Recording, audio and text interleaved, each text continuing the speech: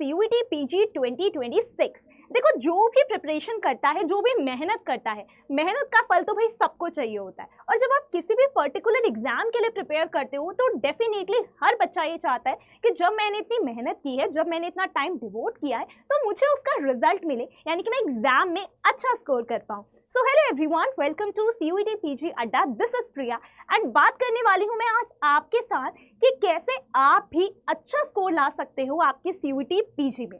But सबसे पहली बात तो देखो, एफर्ट्स करने पड़ते हैं। एफर्ट तो हर कोई करता है। कोई बच्चा क्यों ही चाहेगा कि जब उसने इतनी मेहनत की है तो एग्जाम में उसका स्कोर अच्छा ना आए। तो सबसे पहली बात तो अपनी तरफ से सब लोग मेहनत करते हैं। हाँ, किसी की मेहनत में कई बार थोड़ी कमी होती है, या फिर दूसरी तरफ कुछ ऐसे स्टूडेंट्स भी होते हैं जिनकी मेहनत में कमी नहीं होती बट उनका अप्रोच सही नहीं होता, जिसकी वजह से जो भी आपके रिस्पेक्टिव सब्जेक्ट्स की कट ऑफ जाती है आप उसे मीट नहीं कर पाते, या फिर इतना अच्छा स्कोर नहीं ला पाते कि आप अपनी जो बेस्ट यूनिवर्सिटीज़ हैं उनमें एडमिशन ले पाएँ। लेकिन अभी भी आपके पास बहुत टाइम है, आपके पास 4 मंथ्स का टाइम है अभी भी आपके CUET एग्जाम में। तो आप अभी भी उन सारी चीज़ों को इंश्योर कर सकते हैं जो आपको करनी ज़रूरी है if you also want to score well in your CUET। चलिए फटाफट से शुरुआत करते हैं कि CUET PG के लिए अगर आप चाहते हैं कि आप एक अच्छा स्कोर ला पाएँ तो आपको किन किन बातों को इंश्योर करना है। Okay, so how to score well, सब बच्चों का सबसे बड़ा डाउट, सबसे बड़ा क्वेश्चन, सबसे बड़ा सवाल। देखो, सवाल जितना बड़ा होता है ना, उसका आंसर उतना सिंपल होता है। जस्ट आपको उसका आंसर ढूंढने की कोशिश करनी होती है। आपको तो वो कोशिश भी नहीं करनी, वो काम भी मैंने आपके लिए कर दिया। बस आपको बातों को एक एक कर ध्यान से सुनना है, क्योंकि एक भी पॉइंट अगर आप यहाँ मिस करोगे तो आप फिर अपने जो स्कोर को अच्छा बनाना चाहते हो कहीं ना कहीं आप उससे मिस करोगे। ओके, देखिए, सबसे पहली बात, ये कोई अलग बातें नहीं है, बातें सिंपल सी हैं, नॉर्मल सी हैं। बस ये है कि कई बार शक्तियाँ याद दिलानी पड़ती है ना, जैसे वैसे स्टूडेंट को कई बार याद दिलाना पड़ता है कि भाई आपको जब प्रिपरेशन करनी है तो इन बातों पे फोकस करो। सबसे पहली बात है, know the syllabus like a map. बच्चे, आपका सिलेबस आपके लिए की रिसोर्स है, आपको सिलेबस गिवन है, तो क्यों आपको इधर उधर भटकना है। आप सबसे पहले तो मैं आपसे हमेशा यही बोलती हूँ, जब आप प्रिपरेशन शुरू कर रहे हो आप सिलेबस का ना अपने पास प्रिंट आउट रखो। जब कोई भी चीज़ हमारे पास रिटन फॉर्म में होती है ना, हमारा अटेंशन उस पर ज़्यादा रहता है, ठीक है। तो अपने सिलेबस का प्रिंट आउट रखें। जिस भी पेपर के लिए आप प्रिपेयर कर रहे हैं उसका जो सिलेबस है उसे आप NTA की वेबसाइट से जाकर डाउनलोड करें और उसका प्रिंट आउट अपने पास रखें। और वो सिलेबस आप इतनी बारी देखें अपनी प्रिपरेशन के दौरान, बार बार। ये नहीं कि बस एक बारी इनिशियली सिलेबस देख लिया, ओके ठीक है ये टॉपिक से कर लेंगे, नहीं, बार बार आपको अपने सिलेबस को देखना है, उसे रिविजिट करना है, उसे समझना है। और जब आपके माइंड में सिलेबस ऐसे प्रिंट हो जाएगा ना, तो जब भी आप टॉपिक पढ़ोगे आपको पता होगा ओके ये टॉपिक तो मेरे एग्जाम के लिए इंपॉर्टेंट है। ओके, तो उन सभी चीज़ों को जो सिलेबस में आपके मेंशन है उनको आपको अच्छे से समझ लेना है। तो आपको सिलेबस के अच्छे से एनालिसिस करने हैं एंड सिलेबस का आपको अपने पास एक प्रिंट आउट रखना है, ठीक है। आपको यहाँ पे एक प्रिंट आउट रखना है अपने पास सिलेबस का। Second thing is focus on concept plus previous year question. अब देखो, 2 टाइप के बच्चे होते हैं। आप में भी, आप जितने स्टूडेंट्स अभी देख रहे हैं उनमें भी 2 टाइप के स्टूडेंट्स होंगे जो भी स्टूडेंट्स ये सेशन देख रहे हैं।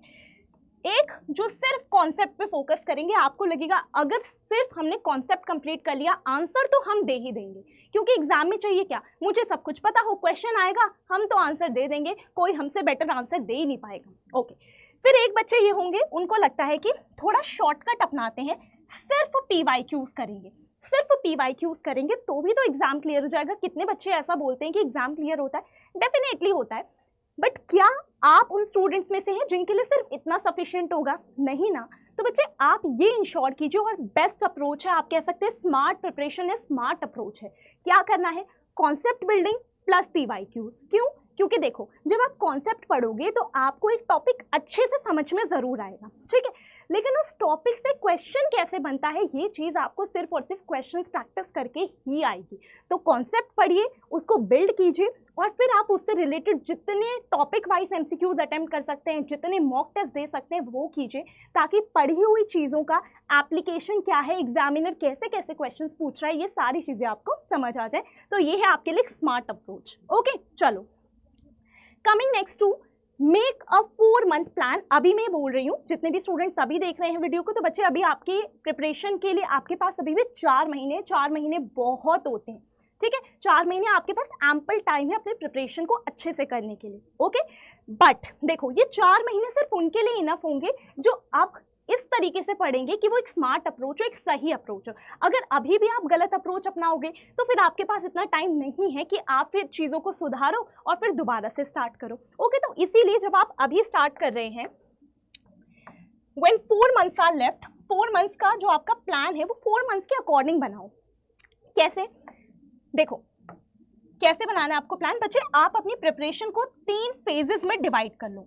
3 फेजेस में डिवाइड कर लो। कैसे डिवाइड कर लो? आपका फेज 1 होना चाहिए जहां पर आप अपने सिलेबस को कवर करने की कोशिश करो, क्योंकि क्या होता है ना, कई बार बच्चे ना इस हड़बड़ी में या इस प्रॉब्लम को फेस करते हैं कि उन्हें लगता है शिट हमारा तो सिलेबस ही कंप्लीट नहीं हुआ, तो आप लोगों का कॉन्फिडेंस वहां पर लूज हो जाता है। ठीक है, सिलेबस एक बारी कंप्लीट कर लो। 1 month to 1.5 months यानी कि 1.5 month का टाइम आप ले लो। ओके, इसी बीच में आपको और क्या करना है कि आप ट्राई करो कि आप जो टॉपिक कंप्लीट करते जा रहे हो उससे रिलेटेड लाइक 50 to 60 क्वेश्चंस आप अच्छे से एक बारी देख लो। उससे रिलेटेड जो भी आपके पास क्वेश्चंस मिल सकते हैं आपको उनको प्रैक्टिस कर लो। ठीक है, फेज 2 में आपको क्या करना है? फेज 2 में जो सब कुछ पढ़ लिया है ना वो अब रिवाइज करो और आपको साथ में प्रैक्टिस करते रहेंगे। ठीक है, रिवाइज करो और साथ ही साथ आप मॉक टेस्ट भी दो। Revision plus practice plus mock test. और लास्ट का जो 1 महीना है उसमें क्या करो, आप जब अपना फेज 1 कंप्लीट करोगे यानी कि आप अपने कॉन्सेप्ट्स को कंप्लीट कर रहे हो तो उस टाइम पर आपने जो नोट्स बनाए हैं, जिस भी तरीके से आपने पढ़ा है उन चीज़ों को रिविजिट करो, उनको एक बारी क्विक रिकॉल जिसे कहते हैं ना वो आपको करना है। ठीक है, और साथ में मॉक टेस्ट इन तीनों ही फेजेस में आपके लिए कॉमन है। मॉक टेस्ट जैसे ही आपने अपना कॉन्सेप्ट बिल्डिंग स्टार्ट करी, कुछ दिनों बाद लाइक 15 to 20 डेज बाद अपना मॉक टेस्ट देना शुरू कर दीजिए, ताकि आप सभी चीज़ों को इक्वली मैनेज कर पाओ और एंड टाइम पर ये ना हो कि आपने कॉन्सेप्ट्स नहीं पढ़े या फिर आपने क्वेश्चंस प्रैक्टिस नहीं किए या मॉक टेस्ट में आपका स्कोर अच्छा नहीं आ रहा। आप कोई भी प्रॉब्लम ऐसी एंड में फेस ना करो, ये अभी से आपको इंश्योर करना होगा। तो you can make a 4 month plan.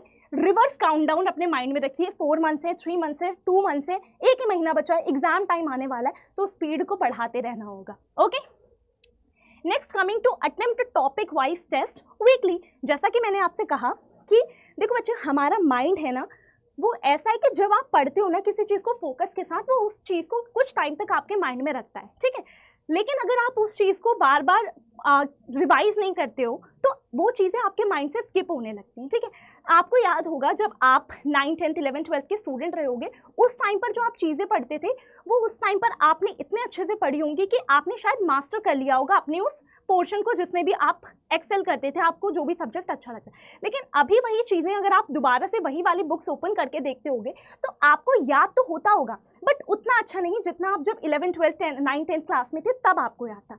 क्यों ऐसा होता है? क्योंकि वो आपने रिवाइज नहीं किया। तो इसीलिए इंपॉर्टेंट है कि जो आप अभी पढ़ रहे हो उसको आप रिवाइज करो। ठीक है, तो आपका अप्रोच क्या होना चाहिए? हर वीक में कम से कम 1 या अगर आप चाहो तो 2 दिन आप सिर्फ और सिर्फ रिवीजन के लिए रखो। जितना भी कुछ पढ़ा है उसको रिवाइज करो। वीक के बीच में अगर आपने क्वेश्चंस प्रैक्टिस किए हैं या मॉक टेस्ट किया है तो वहां पर जो आपने गलतियां करी उन 2 दिनों में या उस 1 दिन में उन गलतियों पे भी काम करो कि ठीक है मेरे इस पोर्शन से क्वेश्चंस बहुत ज़्यादा गलत हो रहे हैं। तो जो आपके पास 2 दिन का टाइम है जब आपने रिवीजन के लिए रखा है तो रिवाइज करो अपने टॉपिक्स को जो भी हफ्ते भर पढ़ा है, और जो भी गलतियां की हैं उन टॉपिक्स को भी दोबारा से रिविजिट करो, उन क्वेश्चंस को दोबारा से सॉल्व करने की कोशिश करो। Okay, now coming next to make 1 page notes for revision. ये कुछ ऐसी चीज़ है जो मैंने खुद अप्लाई की है। ठीक है, होता क्या है कि जब आप एक पोर्शन पढ़ते हो, लेट से आपने एक यूनिट कंप्लीट करा, वहाँ बहुत सारे टॉपिक्स होते हैं। ओके, सो आपने एक टॉपिक कंप्लीट करा, उस टाइम आपको बहुत अच्छे से याद हो जाएगा, उस दिन अच्छे से याद रहेगा, रात भर आपको अच्छे से याद रहेगा, आपको खुशी होगी यस आज ये टॉपिक कंप्लीट हो गया, मुझे बहुत अच्छे से समझ में आ गया। ओके, अब क्या होगा, कुछ दिनों बाद ना या जब आप एग्जाम से पहले रिवीजन करोगे तो उस टाइम पर चीज़ें उतनी क्लियर नहीं होंगी माइंड में। लेकिन अगर आपने वही चीज़ें जॉट डाउन कर रखी हैं, अपने लिए नोट डाउन कर रखी हैं, तो आप सिर्फ अगर वो 1 पेज वाले नोट्स को देखोगे ना, मैं बोलूँगी आपसे कि आप अपने हर कॉन्सेप्ट से रिलेटेड शॉर्ट नोट्स बनाओ 1 पेज के। ठीक है, क्योंकि एग्जाम टाइम पर भी इतना टाइम नहीं मिलता एग्जाम से पहले भी कि आप पूरी बुक दोबारा से देख पाओ। ओके, तो 1 महीने का जो फेज़ है या 1.5 मंथ्स का जो आपका फेज़ 1 है उसमें चीज़ों को पढ़ो और अपनी अंडरस्टैंडिंग के अकॉर्डिंग, नोट्स कुछ ऐसी चीज़ होती हैं जो हर पर्सन के लिए वेरी करते हैं, तो अपने अकॉर्डिंग आपको जैसे समझ में आता है वैसे अपने लिए शॉर्ट नोट्स बनाओ, क्रिस्प नोट्स बनाओ। पूरी कहानी नहीं लिखनी है, शॉर्ट में लिखना है सब कुछ। ठीक है, ताकि एग्जाम से पहले आप एक बार रिकॉल कर सको कि ये हाईलाइट्स थे इस टॉपिक के, मैंने ये पढ़ा। ओके, सो ये आपके लिए एक इंपॉर्टेंट चीज़ हो सकती है आपकी प्रिपरेशन में। Then don't ignore mock test but analyse them smartly. ठीक है, तो मॉक टेस्ट को कभी भी स्किप मत करना। आपने सभी को ये बोलते हुए सुना होगा कि मॉक टेस्ट को कभी स्किप मत करना। बच्चे मॉक टेस्ट को स्किप करने से मना इसलिए किया जाता है क्योंकि मॉक टेस्ट में आपको एकदम एग्जाम वाली फील देते हैं, एग्जाम लेवल वाली फील देते हैं। वैसे ही आपके लिए काउंटडाउन चल रहा है, आपकी स्क्रीन पे क्वेश्चन है, 4 ऑप्शन है। तो कई बार क्या होता है जब आप मॉक टेस्ट नहीं देते हो ना, तो जब आप एग्जाम में वो चीज़ देखते हो, वो इंटरफेस देखते हो, तो काफ़ी बच्चे वहाँ घबरा जाते हैं।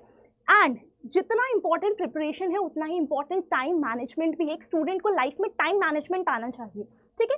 तो वो टाइम मैनेजमेंट भी, जो आपके पास 90 मिनट्स का टाइम है, वो भी मैटर करता है, because you have to attempt 75 question and within that time limit of 90 minutes. तो दोनों चीज़ों को इक्वली आपको लेकर चलना है। तो वो मॉक टेस्ट ही आपको सिखा पाएगा। देखो होता क्या है, जब आप मॉक टेस्ट दोगे ना, इनिशियली आप टाइम मैनेज नहीं कर पाओगे, टाइम बैलेंस करने में बहुत दिक्कत होगी और ये आप खुद नोटिस कर पाओगे। बट फिर आप जब 3-4 मॉक टेस्ट दे लोगे ना, आपको एक अपनी हैबिट का पता चलने लग जाएगा कि मैं इतने टाइम में क्वेश्चन सॉल्व कर लेती हूँ। या फिर फॉर एग्जांपल अगर आपका कोई सब्जेक्ट ऐसा है जहाँ थोड़ा मैथमेटिकल पोर्शन है कि मुझे मैथ्स वाले पोर्शन में थोड़ा ज़्यादा टाइम लगता है, मैं थ्योरी जल्दी आंसर कर लेती हूँ, तो आपकी एक हैबिट बन जाएगी और आपको पता भी नहीं चलेगा, वो अपने आप अंदर आपके डेवलप हो जाएगी और वो चीज़ आपकी हेल्प करेगी आपके एग्जाम टाइम पर। तो मॉक टेस्ट को बिल्कुल भी इग्नोर नहीं करना है। And yes, mock test ignore नहीं करने हैं, बट मॉक टेस्ट एनालाइज अच्छे से करने। अपनी गलती एनालाइज करोगे तो ही सुधार पाओगे, गलती इग्नोर करोगे तो वो गलती वैसे ही रह जाएगी, फिर मॉक टेस्ट का भी कोई फायदा नहीं है। ओके, चलो नाउ कमिंग नेक्स्ट टू, देखो कुछ बच्चे ऐसे होंगे जिनको लगेगा कि अभी भी नहीं पढ़ते, जब लास्ट के 1-1.5 महीने बचेगा ना, तब 10 से 12 घंटे बैठ के पढ़ेंगे और सब हो जाएगा। आई वुड से कि वो करने की बजाय आपके लिए बेटर ये होगा कि आप अभी से कंसिस्टेंसी इंश्योर करो। डेली आप 4 to 5 आवर्स, बिकॉज काफ़ी सारे स्टूडेंट्स आप में से ऐसे भी होंगे जो अभी अपनी लास्ट सेमेस्टर में होंगे, या फिर काफ़ी सारे स्टूडेंट्स अलग अलग चीज़ों में भी इन्वॉल्व होंगे, आपके कुछ और एग्जाम्स भी होंगे, या फिर काफ़ी बारी स्टूडेंट्स कम्पिटिटिव एग्जाम के लिए भी प्रिपेयर वगैरह कर रहे होते हैं, तो काफ़ी सारी चीज़ें होंगी, ठीक है। आपको क्या करना है, आपको ये इंश्योर करना है कि आप डेली 4 to 5 या 5 to 6 इतना तो अपनी कन्वीनियंस के अकॉर्डिंग आप पढ़ो, ताकि आपको ये जो 10 आवर्स वंस अ वीक पढ़ना, इससे बेटर है कि आप डेली कंसिस्टेंसी मेंटेन करो, क्योंकि consistency matters the most. Consistent रहोगे किसी चीज़ में तो आपको उसके ज़्यादा अच्छे रिजल्ट दिखेंगे कंपेयर टू कि आप वंस अ वाइल कोई चीज़ कर रहे हो। ओके, चलिए, ऑलराइट। एंड आपके लिए एक मोटिवेशन, बच्चों को मोटिवेशन बहुत चाहिए होता है एग्जाम टाइम पे, क्योंकि उनको लगता है कि कोई गाइड करने वाला नहीं है, या चीज़ें समझ में नहीं आ रही है, या दूसरे मेरे फ्रेंड ने तो इतने अच्छे से कर लिया, मुझसे नहीं हो पा रहा है। क्यों नहीं हो पा रहा है बच्चे? Comparison kills consistency. अगर आप कंपेयर करते रहोगे ना, आपका माइंड उस डायरेक्शन में चला जाएगा। ओके, उसने ये कर लिया, उसने ये कर लिया, उसने ये कर लिया, मैंने नहीं किया। अरे क्यों इतना टाइम वेस्ट करना है सोचने में? इससे बेटर आप प्रिपरेशन कर लो, अपनी कंसिस्टेंसी पे ध्यान दो, दूसरे से कंपैरिजन करना छोड़िए, तभी आप अपनी कंसिस्टेंसी इंश्योर कर पाओगे। ओके, सो ये है आपके लिए मोटिवेशन जो आपको चाहिए ही होता है। सो ये था हमारा कंप्लीट डिस्कशन किस बारे में, कि कैसे आप अच्छा स्कोर कर सकते हैं सीयूटी पीजी में, और ये सभी सब्जेक्ट्स के लिए, आप चाहे किसी भी सब्जेक्ट के लिए क्यों ना प्रिपेयर कर रहे हो, क्योंकि कुछ चीज़ें हर स्टूडेंट में कॉमन होती हैं, और वो यही है कि स्कोर अच्छा कैसे बनाए। और ये जो अप्रोच है, ये भी एक जनरलाइज्ड अप्रोच है, जो आप किसी भी सब्जेक्ट में अगर अप्लाई करोगे तो it's going to work for you. Okay, alright बच्चे, ये तो था आपके लिए कंप्लीट डिस्कशन। एंड आप मेरे साथ कनेक्ट भी कर सकते हैं मेरे टेलीग्राम चैनल पर। तो आपके लिए जो भी सीयूटी पीजी रिलेटेड अपडेट्स है, एंड पर्टिकुलरली जितने भी स्टूडेंट्स सीयूटी पीजी 2026 इकोनॉमिक्स के पेपर के लिए प्रिपेयर कर रहे हैं, उनके लिए चैनल बहुत हेल्पफुल रहने वाला है। तो यहाँ पर आपके लिए स्कैनर है, आप स्कैन कर मेरे टेलीग्राम चैनल को ज्वाइन कर सकते हो। ओके, अपार्ट फ्रॉम दैट, जितने भी स्टूडेंट्स सीयूटी पीजी 2026 में डिफरेंट सब्जेक्ट्स के लिए प्रिपेयर कर रहे हैं, आपके लिए सभी सब्जेक्ट्स के बैचेस अवेलेबल हैं। यहाँ पर मैं आपको इकोनॉमिक्स पढ़ाती हूँ, तो मैं आपको पर्टिकुलरली इकोनॉमिक्स के बारे में एक बारी समझा देती हूँ। तो करंटली आपके लिए Chanakya supreme, which is the latest batch for CUET PG 2026 economics, वो अवेलेबल है। बैच फीचर्स यहाँ पर आपके लिए मैंशन है, आप बैच में एनरोल कर सकते हो। बैच में एनरोल करने के लिए आप यूज़ कर सकते हो कोड PY19 जो यहाँ पर मैंशन है, to get the discount. And अगर बैच रिगार्डिंग आपको कोई भी क्वेरी है, कोई भी प्रॉब्लम है, कोई भी डाउट है, तो आप मेंशन ईमेल आईडी पर, जो मेरी ईमेल आईडी है, वहाँ पर मुझे मेल कर सकते हो। That is priya.1@247.com। So thank you so much everyone. कोशिश करिए, कोशिश हमेशा रंग लाती है, ओवर थिंकिंग नहीं, आपको मेहनत करनी है, और वो मेहनत आपको डिजायर्ड रिजल्ट यानी कि आपका सिलेक्शन जरूर दिलवाएगी। Thank you so much.